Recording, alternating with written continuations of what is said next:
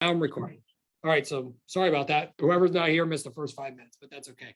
Welcome to this session on creating an advising course and being a successful advisor. But anyway, so like I was saying, requesting a shell can be done for anything, right? We have instructors that request those if they're teaching a new class and you want to see the content that was taught before. You want to familiarize yourself with the layout of the course, due dates, things like that.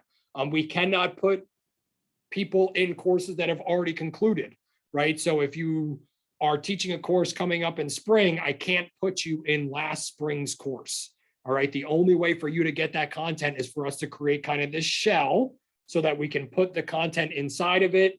And then you can do whatever you need to do in there. Make that your playground, move things around, adjust things, and then you can always copy over from that into the course itself. But it then becomes kind of like our sandbox. You'll hear people use that term sandbox. It's a place for you to work with the content and move around. So it's important to note that obviously we're here today to talk about advising and creating your advising course, but know that the shell is a very helpful thing for a variety of uses, throughout your, professional responsibilities, let's say. Okay, so you request a shell, right? The shell is made for you. You get an email from TLT saying, hey, the shell that you requested is made. It's in there. That's a great thing. You now need to populate that course with information the same way that you would populate your class with information.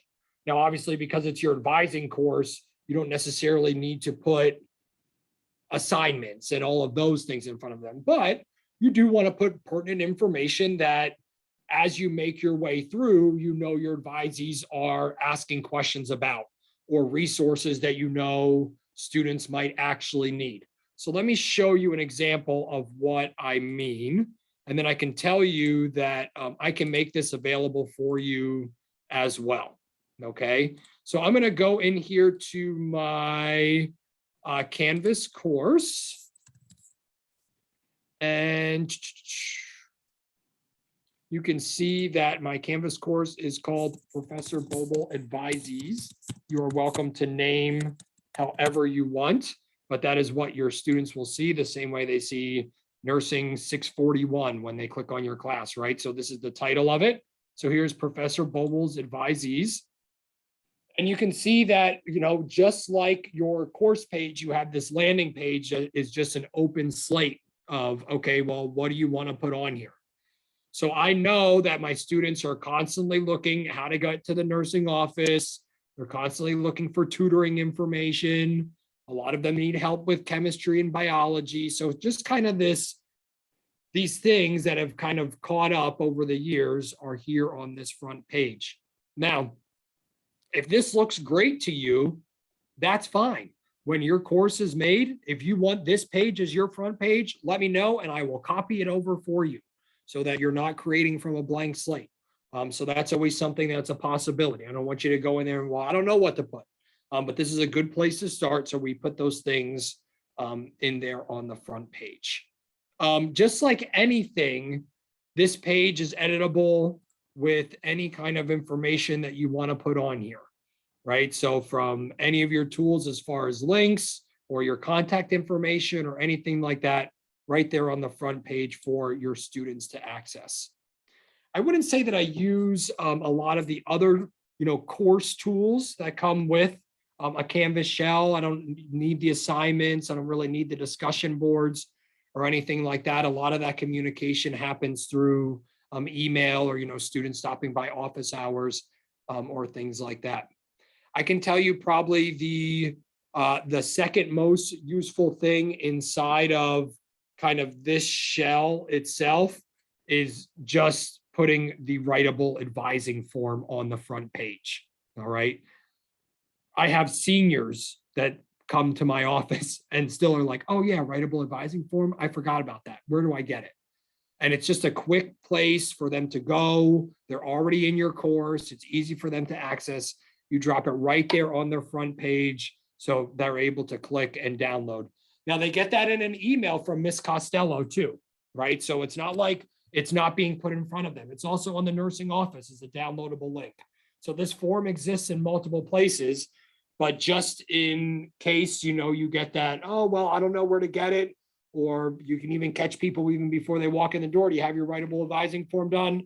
No, I don't. And like a lot of us, we schedule these meetings back to back. So you might have someone already waiting in the queue that has that writable form complete and someone who doesn't. So then let that person who's complete do their advising session and tell the person who has not yet completed it to work on that while you're working with someone who came with their advising form ready. Okay. I can tell you that it's easy to kind of say, oh, no problem, come in, we'll work on the form while you're doing it, but you get caught up in the conversation. And now all of a sudden the form's not done, the person has left the office, and now you're responsible for getting the form sent over to nursing office and getting it into place. And you've put more work in your hands in that sense. So I would encourage you to not start those conferences, do not have those conversations if that writable form is not complete. Now, obviously, if you're coming in, I don't know what groups you guys have, but if you're coming in with freshmen, this is going to be their very first advising session.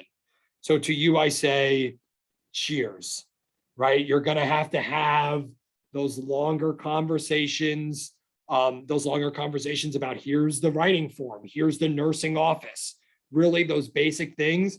And then on top of that, you're going to have people who aren't being successful in chemistry or don't have good attendance records for English. So all of those other kind of conversations that still need to take place inside of that time. So that's important to keep in mind as you're scheduling these appointments and as you move forward. And we'll look at that a little bit in the scheduler, okay, as we can look at scheduling these appointments. So we talked about in the start here how some faculty members, some of your colleagues don't even have this Canvas shell, right? So they don't necessarily have this space. So when they do their scheduling and they set up their appointments with their advisees, those tend to occur in different ways. Number one pet peeve of mine is walking by office doors and seeing sign-up sheets and a pen hanging from the office door, okay? Number one pet peeve. It still happens. You might see it on the floor, but then you'll see a little message at the top that looks like a student wrote it that said, man, I wish these were online. And that's just me writing it because I'm encouraging everyone to put everything online, right? But that's what we want to do. You don't want to make the students have to come all the way up to your door, sign up on a piece of paper. Now they need to change it. So they come up, they scribble their name out, someone else wrote it, and now it's like this whole kit caboodle, right? We have the technology in front of us. We want to use these tools to be able to do that. So another tool that some of our other faculty members use is called Acuity Scheduling, okay? And that is a free tool, and you're welcome to use it not just for advising, but you can use it for office hour signups. You can use it for scheduling for other things in your professional life, whatever that might be. But that's another tool out there that we found kind of works with how we do our advising as far as kind of these 15-minute blocks, gives the ability for students to click on a link, see a calendar, see the times that are available, sign up. It sends you an email letting you know students sign up, all of those things, all those great things. Now, obviously, that system does not belong to us, right? Acuity Scheduling is not ours. It's a third-party website. So now, again, you've made a little bit more work for yourself. Even though you're using an electronic scheduler, now you have to go to another website. You have to log in to see that calendar. You have to search back in the emails, all these things that kind of go along with a third-party tool. And for a lot of people, that's perfectly fine. If that's what you want to use, that's okay. But Canvas streamlines it way better and allows you to just kind of sleep inside of Canvas, which, let's be honest, is where you spend the majority of your time anyway, right? So let's just stay in that same platform. So outside of creating your advisee course, once the course is created, you now get the ability to use a tool called Canvas Scheduler, okay? And I want to caveat this the same way that we talked about creating a course shell. The scheduler is not just limited to your advising course, okay? The scheduler can be linked to any course inside of Canvas. So if you're setting up exam reviews, if you're setting up opportunities for virtual office hours, if you're setting up times to look at data in SPSS, Mr. Banny, whatever you need to have students sign up for, scheduler can be utilized. All right, here we're specifically talking about students signing up for advising hours, but that's just the title of today's session, right? So again, know that you can use the scheduler for any class, any learning environment you have inside of Canvas, okay? I want to pause for a second before I get too far into scheduler, because one of the things that you have to do with your advisee course is you have to populate it. Okay, unlike your classes, students don't sign up for your advisee course. All right, so you need to literally put the students that you're advising inside of that Canvas shell, as opposed to the classes that you're teaching right now. When you come in, students are already loaded because they've registered for those classes, and we have these systems that talk together. Okay, our advising system, our student planning, does not talk to Canvas. Okay, so that's why you need to populate your students inside of this shell. It's also why at the end of the semester, you need to go in student planning and put in your final grades, but that's a whole nother conversation. Okay, so grades aren't ultimately done in Canvas. There's another system where those grades need to be put so that they actually show up on a student's transcript and go into their GPA. So again, completely different system, but we need to pull that information so that we can get our students' names and email addresses in order to put them into the system. So let me show you how to do that real quick. I'm going to come here to My Widener. And because I am hopefully signed in, not quite yet, with one more click I will be. Since I'm signed in, I can see my items that I have starred, the things that are very important to me. My human resources office as an employee, I want to be able to see those things. My payroll office, I always love to see my paycheck. So of course that's right there. My nursing office, where I know students always have to go and is all my information. And then last but not least, and I certainly encourage you to start this, is your student planning. So you can either type in student planning to the search, or you can type in the word advising, and it will give you that same exact tile. Okay, and hit that star in the bottom right-hand corner so that it stays in front of you and you never have to search for it again. Okay, when I go into advising, it opens my new window, and here's where we're kind of in this student planning realm. You can see this is not Canvas, this is not My Widener. You're in a completely different place, and you get a list of all of your advisees here on this front page. Okay, with their ID numbers, the program they're in, their advisors, all of those things. I'm not going to spend a lot of time in here, a completely different session, but obviously there's a whole bunch of information here as far as students' demographics, what classes they've already taken, their GPA, their unofficial transcript, all of those things. You cannot break it. Okay, so I encourage you to go in and explore and kind of get your toes wet the same way we encourage you to do with all these systems, so that when you are sitting down with your advisees, it's not like, oh my God, I got to go into student planning, that thing I haven't looked at all, right? So go in, make yourself a little comfortable with that, so that if you need help or you need to talk to a student about it, you have some background knowledge, right? And if you do need help and you need to reach out to me, or you need to reach out to Donna, or you need to reach out to some other colleague, you can be specific on your problem, right? If you just say, I need help on student planning, well, there's a whole lot that goes on in student planning, right? So we want you to go in and familiarize yourself so that if you need help, you can say, I need help with, and then that way we can better direct you. We can put you in a place to be successful rather than kind of this overarching student planning umbrella, okay?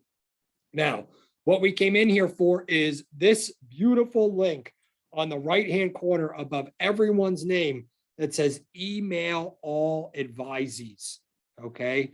When you click this link, it opens an email window to your default email browser, right? For me, it's Outlook, because I use Outlook on my computer.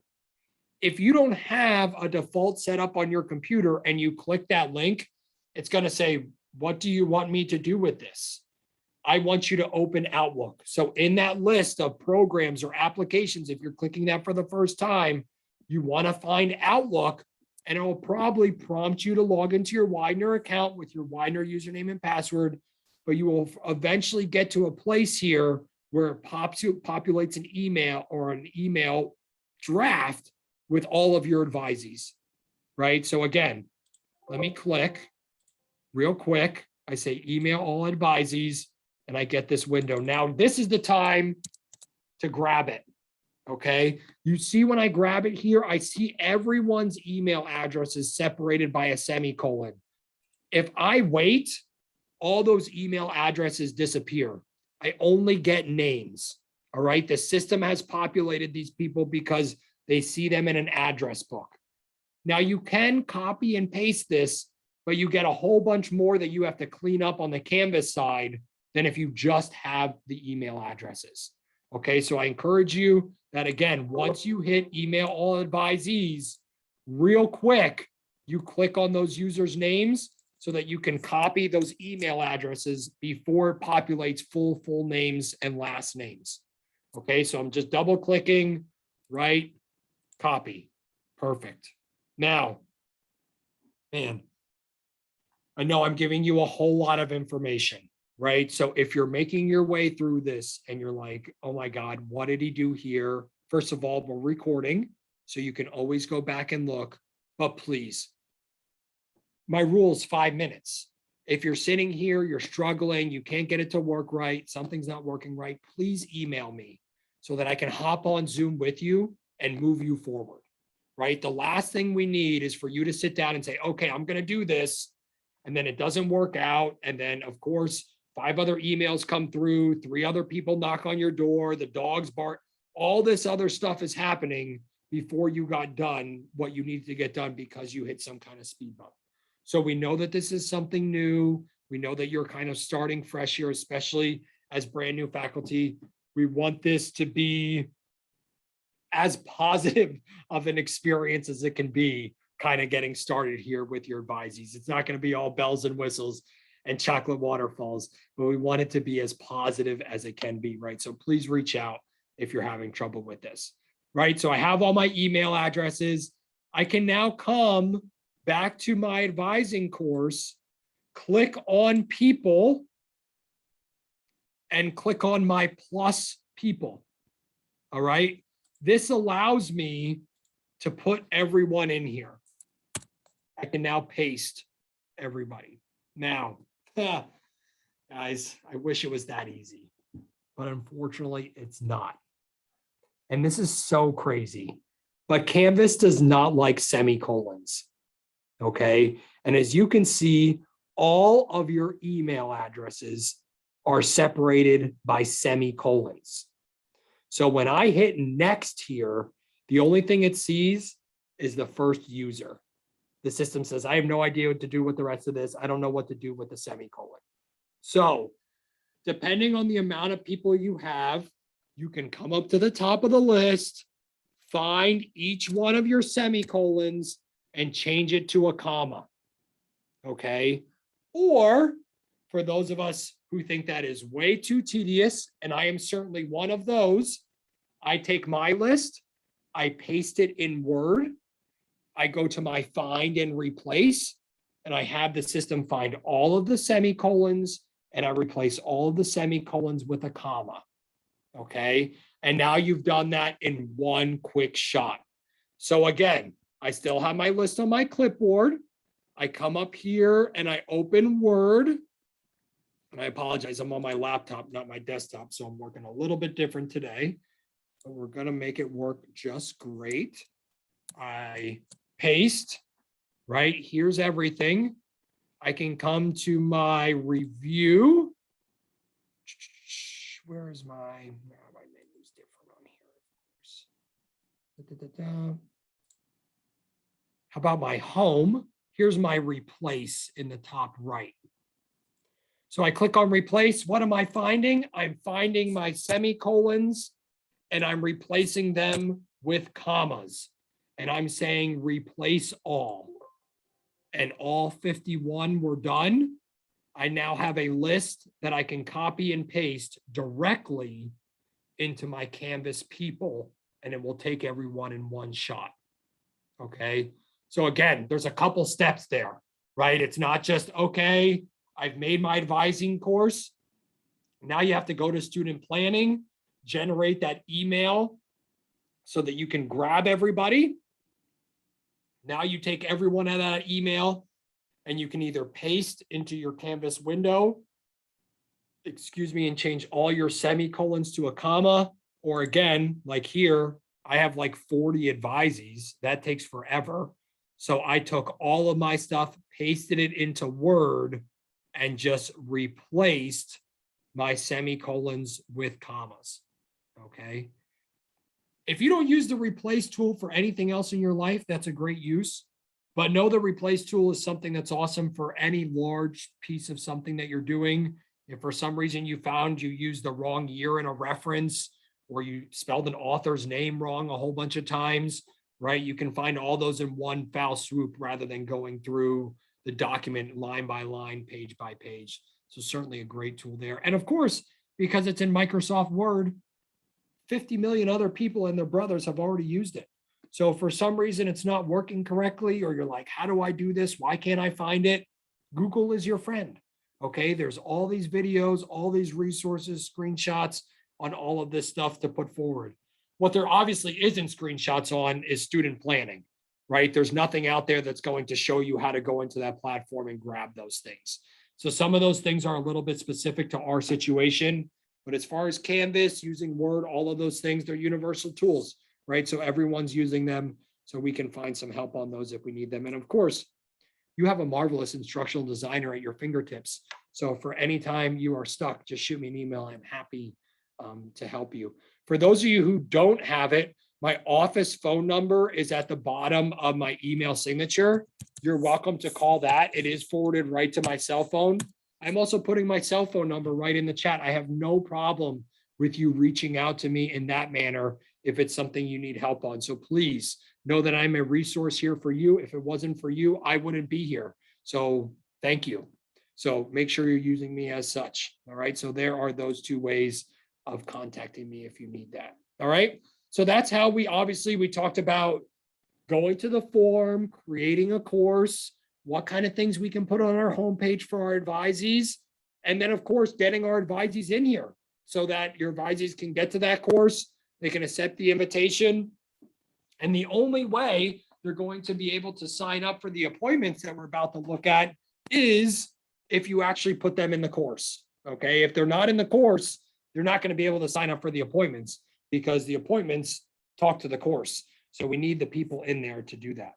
And I feel like you guys are like really looking at my ceiling.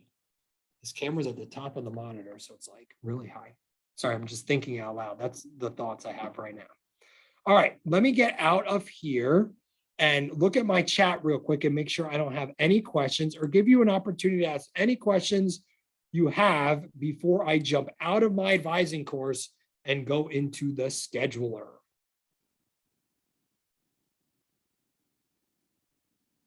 All right, party on.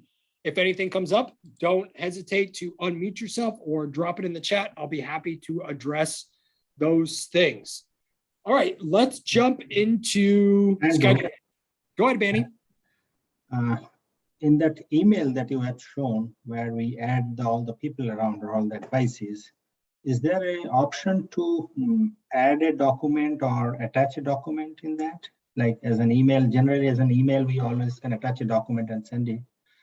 I would just like to see that quick, if you can spare 1 minute. Yeah, for sure. If you're just composing a message, this is just like any other email body. I can certainly come in and insert any file that I would want to include. Okay. Like a normal email it is.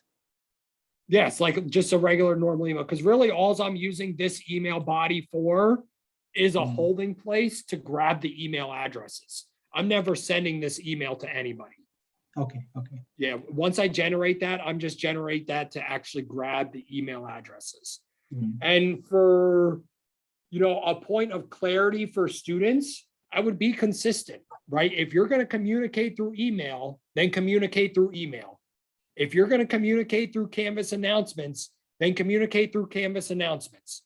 If you're going to have them sign up for some kind of text service, or I don't know, whatever you want to do. My point is be consistent. All right. Don't send a message through email and then next week send it through Canvas. Then the week after that, send it through Canvas inbox and then send it through an announcement. And now all of a sudden, your stuff is all over the place. Okay. For today's purposes, because we're sitting here and talking about your advisee course, I would encourage you to do your communication through announcements. All right. Anything you want to send out to your advisees, letting them know that things are coming up, reminding them that we have tutors available, welcoming them to the new semester, all of those kind of things that you would love to broadcast to the world as an advisor, put there and as an announcement so that everyone in your course gets those correspondence. Okay. And then if you're communicating with one individual student, then yeah, you can email that student, or you need to reach out. They need to schedule something during office hours. All of that's fine. But kind of that whole group thing, those general things, I would push you towards the announcement feature. It's already there in the course, so I would utilize that. Okay. So let's take a look at, you've created the course, you have people in the course, your advisees are in there. It's all good. Now you're ready for your advisees to come see you, right? We have to hold our advising sessions to move our students forward. This is where we talk about what's going well in the semester, what we still need to get better at, and then most importantly, what's happening the following semester. This conversation, I cannot echo enough, is so important, especially for our younger students, right? You have to imagine, especially our freshmen, this is the first time a lot of them are even away from their immediate family for an elongated period of time. Not only might they be struggling with their academics, but they also might be struggling socially in a new environment. They might be struggling mental health wise with new friends or making new friends. So there's a lot of other things outside of, okay, what are your grades? How are you doing? This is where, yes, you need to wear the advisee hat, but we also need to put on our friend shirt as well, right? You need to create the relationship with these students of, I am here as a resource for you. I am here to push you to be better. I am also here to listen. I'm here if you need to cry. I'm here if you're upset with something that's happening in the dorm. I'm here for all of those things. Okay. And as an advisor, that's your role, not just what's your grades? What are you doing next semester? Let's move on. I'm sure a lot of you are mothers and fathers anyway. You're the mother and father here, right? That is your role kind of in this environment, right? We want to make sure they're doing well academically, but you're also there to be the guider, right? You're there to push them in the right direction. So the conversations are very large outside of that. So we need to keep that in mind when we're sitting down, especially with these younger students. And we want to make sure certainly they're successful so they can get to Donna's 202 course, right? And they can make it to Intro to Nursing 125, because a lot of them are just sitting in those first freshman courses. They haven't even had anything nursing yet. They haven't even touched it. They're just in their freshman seminar nursing session. So it's the first time they're even hearing about some of those things. Some of them might come to you with the conversation of, I don't even know if I want to be a nurse, right? I don't even know if this is me. Like, is this something I even want to do? And thankfully for our freshmen, a lot of those gen eds can go anywhere. So the message there is, see how you like 125. All right. Don't give up on it quite yet after the freshman seminar. But thankfully, all the Englishes, all the sciences, all that stuff need to go to every major anyway. So it really depends on the clientele and who's coming through the door, right? So we want to keep that in mind when it comes to our scheduling. You'll hear a lot of people say, when I create my events and my scheduling, I do 15-minute sessions for my students. Okay. For my juniors, 15 minutes is no problem. Okay. For a lot of them, we're done quicker in 15 minutes. But for some of these underclassmen, where again, they might be coming to you and the form's not even done, or they might be coming to you and they have no idea what classes they want to take next semester. The conversations might be a little bit longer. All right. So we might want to give ourselves a little bit bigger window there. So let's talk about this scheduling. How do we do it? Now, again, outside of just doing this for advising, you can do scheduling for any course. I'm in the calendar in Canvas. And then in the top right-hand corner, I'm clicking on the plus sign. And we get a couple different tabs here. The default is event, which is just like a single instance. I want to make an event on my calendar. Here I put it for myself. For your scheduler, you're coming over to appointment group. Okay.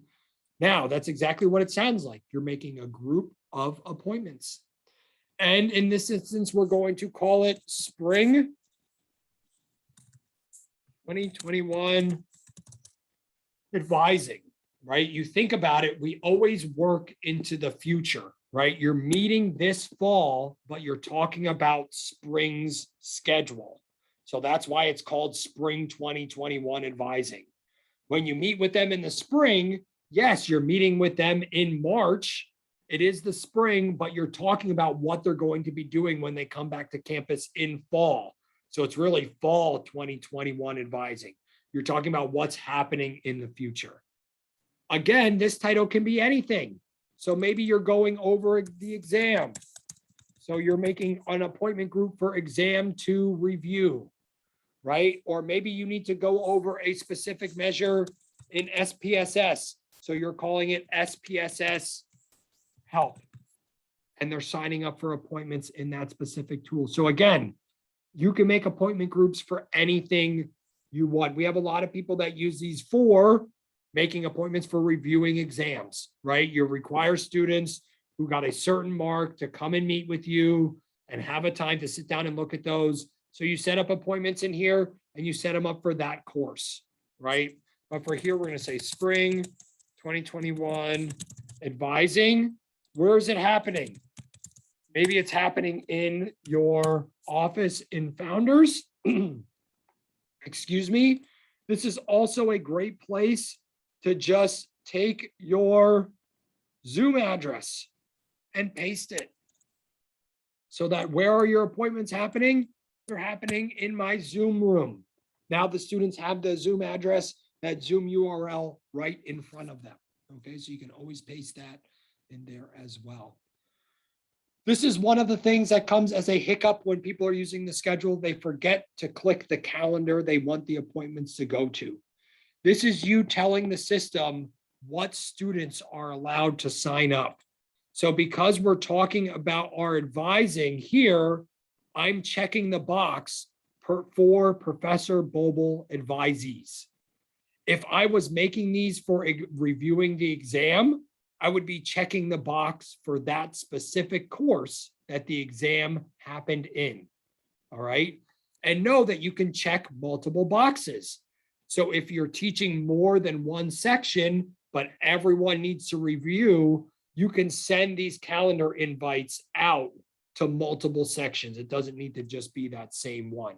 It's select calendars, not calendar, right? So you can check more than one box. But I'm going to say Professor Boble advisees so that it goes to that calendar. Do you want students to sign up in groups?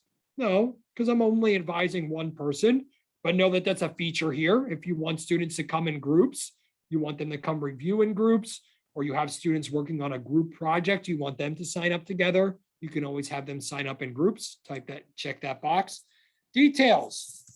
Please come with your writable advising form done. If you need one, check the front page of our advising course. So that, yes, you'll still have to say it in advising appointments, but maybe you'll have to say it 3 less times, right? So just put it in there so they can see it again. Again, the details can be anything. Here we're particular to advising. Maybe it's an exam. Please bring your exam questions ready. Please come prepared with the questions you have about the exam. Please come with your ATI template completed. You know, whatever you want to kind of put in front of them as a reminder as they're booking this appointment. All right, so we can put that there in details. Now comes the fun part. When are you available? Okay, that's where we're up here in the right-hand side of this screen. You're telling the system, when are you available? This is for 9/30/2021. For some reason, Canvas loves to go military here on us, and it puts the year first. I don't know why they do that. They don't do it anywhere else, but they do it here in this window. But here we're talking about 9/30/2021. I'm available from 3 to 5 p.m. Okay. Now, what you're doing here is you're creating the large chunk. All right. So what 3 hours, what 2 hours, what 4 hours, whatever that is, can you devote to this task? Right.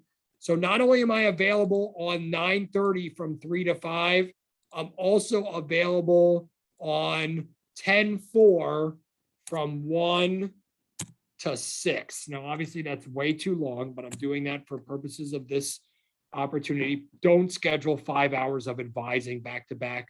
You'll be ready to put your head through the wall, and your students will suffer from your lack of engagement in their particular conversation, right? So limit yourself there. I try not to go more than 3 hours. Sometimes it bleeds over a little bit depending on how scheduling goes. But you think 3 hours in 15-minute blocks, holy geez, you just had the same conversation 12 times. So you're like, oh my God, I'm ready to talk about something else. You're doing no good to anybody. So kind of keep that in mind in your scheduling. Now, again, here, these are your large blocks. Then you tell the system, this is our biggest thing that we miss when people do this. You tell the system, what size do you want to take the large block and split it up into? Do you want 30-minute sessions? Do you want 20-minute sessions? Do you want 15-minute sessions? Whatever that might be. I'm going to say 20-minute sessions. So I can go down here. And this is where we always forget. You have to hit the go button. Watch what happens. When I hit go, it's going to take my 3 to 5 and make 3 to 320, 320 to 340, 340 to 4, 4 to 420. And that's what happens when you hit go. Boom, it made all those slots for you. So what you can do is obviously you can go in and make all of these individually, but that would take a whole lot of time. That's the idea of saying, okay, I've carved out these 3 hours. I can do these 3 hours of advising. I can do these 3 hours of exam review, whatever it is. You put that in the block, you click go, and it creates all those little instances for you. Okay. Now, after you click go, you come down, you check the box. You want to limit to 1 user, right? During advising, you're only talking to 1 student at a time. If for some reason you're reviewing a test or you're having a study session, maybe you want more than 1 person to sign up, that's perfectly fine. But certainly for advising, we're only doing 1. Allow students to see who has signed up for time slots. No, I don't need Susan to know when John signed up. I don't need Bob to know when Susan and John signed up. That's not privy to them. So we don't need that information there. And certainly you want to limit them to only sign up for 1 appointment. That way they don't fill up your schedule with a whole bunch of blocks of time. Just like any other scheduler, they have the ability to go in and change their appointment, right? So if for some reason they signed up and now something else has come up, they can't make it anymore. They go in, they delete their appointment. They can now sign up for another one. Okay. The system allows them to reschedule. All those things are there. All right. Once you have all of that done, just like anything in Canvas, you have your yellow publish button. A bunch of things happen when you hit that publish button, just so you know. All right. So if you're playing around and you're like, oh, well, let me see how this works. Publish. Now, everyone in that class got a notification. Go ahead, Benny. Just a quick question before you publish. Yeah. You have, let's say you have 3 different dates on the 30th of September, on the 4th of October, and let's say 5th of October. If you want to have different slot intervals, like on 30th, you need 20 minutes. On the 4th, if it is 30-minute slot. So is that a possibility that can be done, or it will be taking evenly all the slots of equal length? Yeah, it's when you do this, all the slots need to be of equal time amounts, right? If you wanted to create a longer instance, then maybe here in your advising, you would say 20 minutes, and then you would create a whole nother instance that is 30-minute slots or 40-minute slots. But that's a good question, Banny. It needs to be the same throughout. So if you're going to say, oh, okay, you need to come in for an exam review, sign up. Well, if they're signing up on your advising session, they're only going to get that 20-minute slot. And maybe for exam review, you need a 30-minute slot. So you just want to be accurate in your titling so that students are signing up for the correct portion that you're allowing. Okay, good question, Banny. That was a good one. All right. After, like I said, when you hit publish, a couple things happen. Number one, your students get a notification that appointments have been made inside of their class. Okay. So just like they get a notification of, hey, there's a new grade, or hey, there's a new announcement, they get a notification saying that there's an appointment group made. So I do not encourage you to say, oh, I wonder how this works. And you hit publish, you will literally get students signing up within the first minute that you hit publish. Okay. So don't do that to yourself, because then you have to put out an email saying that that wasn't a real thing. You were just messing around, a new thing's coming later, yada, so on and so forth. So don't hit publish until you're absolutely ready on that. When you do hit publish, again, the students get an announcement. And then every semester, I always get a couple emails of, I want to sign up. Where do I sign up? And students don't know where to go to make the appointment. Okay, there's two places you can direct them to. Number one is in the course itself. They can come down and the appointment group that you made will show up in course summary.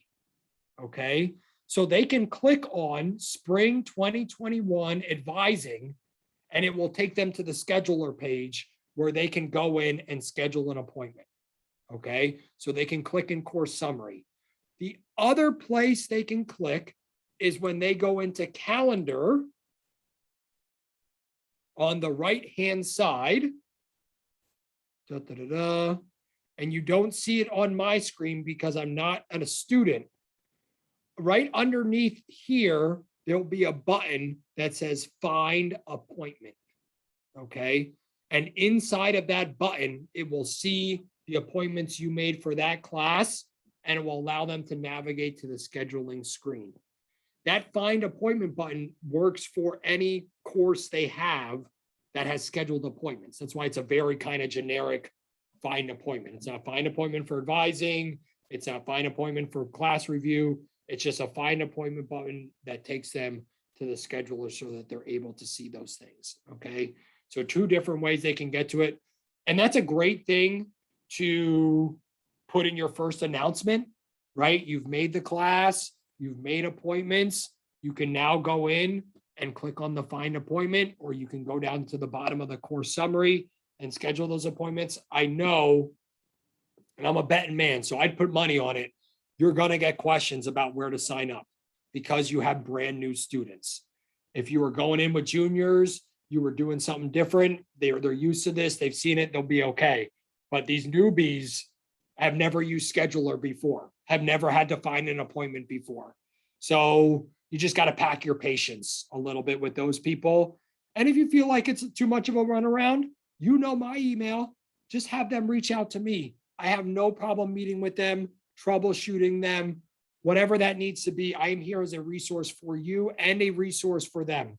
So if you're going back and forth, nothing seems to be solved. It's like, oh my God, will this student just get it already? Your 5 minutes has already been up. You should have already emailed me. Please CC me on the next correspondent so I can either meet with that person in person here on campus, which I'm perfectly fine with doing, or Zooming with them so we can get them on the right track so that you feel better about it. And certainly we alleviate that stress for the students. We know that it's already very stressful with studies and academics and the environment they're in. We don't need to create more stress with scheduling appointments with their advisor. So let's see if we can do a little bit better on that. Point them towards me so that I can help them. Okay. Holy 56 minutes. That was a lot of information, a lot of stuff. Again, know that these things are all widely used, not just obviously here at Widener, but across the system. So Google is your friend, and I'm your friend too. So please reach out if I can help you. Go ahead, Monica. Yeah, a quick question. I looked on the scheduler there, and when you said sign up for the 15-minute advising appointment, on the left-hand side, it said due at a certain time. Now, why would it say due and not the actual time to meet? Because So if that I'm was looking, in, yeah, in the calendar, in the scheduler. I think. Well, let me get Because if this. I'm going in there, I'm expecting to see, okay, I want to meet with him 3 to 3:20. But Yeah, instead of that, it absolutely. says- I think I know what happened there. Let me share Mhm. one more time. Okay. And what I think you were seeing was this due in the background. Yes, yes. Yeah, these are my assignments from 302. So the scheduler window is just overlaying that. These two, Okay. the due and the scheduler window aren't connected. Okay, because if you look at the October 11th, it says the same thing. Oh, these are, Monica, great question. Look at you. These are 15-minute review sessions for a resume activity. Oh, So okay. this is an assignment that I actually have in Canvas because that's the time that they need to sign up for those sessions. Oh, okay, so it's So not, again, okay, yeah, you're correct. It does look Okay. like, oh, there's 15 minutes over here. We're putting 15 minutes over here, but those are two totally separate things. got it. Okay, Yeah, okay, the only thing you see here on your calendar is once you make those appointments is in those blocks of time, like 1 to 1:20, 1:20 to 1:40, 1:40 to 2 o'clock. You will see the students' names got it. populate Okay, next to those Okay. times, the same way you see these assignments populate next to the due dates. And you can go in, you can delete that appointment. If you have something come up, you can message them and let them know you need to move it or they need to adjust all those kind of things that go along with a schedule. But that was a good question. Yeah, that's just in the background. okay, Your scheduler window is overlaid on top of your other calendar view. okay, thank you. Yeah, absolutely. That was good. Any other questions? Anything else I can help you with? Andrew, I mean, I never use the scheduling in Canvas. I usually do Acuity because I learned it years ago and I just kept doing it. And so Acuity does email me when people make their appointments and break their appointments. Canvas doesn't do that, correct? The scheduling Canvas. So you actually have to go into the advising course and see who's there. Correct. Yeah. What I normally do is like we talked about those blocks of time, right? If I say today I'm available from 3 to 5, I put that on my Outlook calendar as advising and then just bring up my Canvas in another window so I can see who's coming between 3 and 5. Got So it. then rather than all the individual appointments on my own Outlook calendar, I have a block advising appointment, that same block that I put in the scheduler. And then I just keep my Canvas calendar open in another window so I can see who's coming inside of Okay. that block. But yeah, you're right. That is the one benefit to Acuity. It does give you those really good reminders, gives you the Outlook calendar thing, so you can literally put it right in your calendar right there. But I like the drawl of Canvas just because it's built into the course. But Right. you- And yeah. sometimes all those emails are a pain in the butt. too. Yeah. Yeah, Because they do get sometimes email- overwhelming Yes. on top of regular email, right? Yes. Now you have all the emails of people scheduling, people deleting, people Yes. rescheduling, so it's a lot to keep up with for sure. Mm. So yeah, here, just Canvas. Everything's done in Canvas. I'm doing it. I'm doing it this time. Good. I'm glad to hear that. All right, any other questions? All right, I'm going to stop the recording so that is done.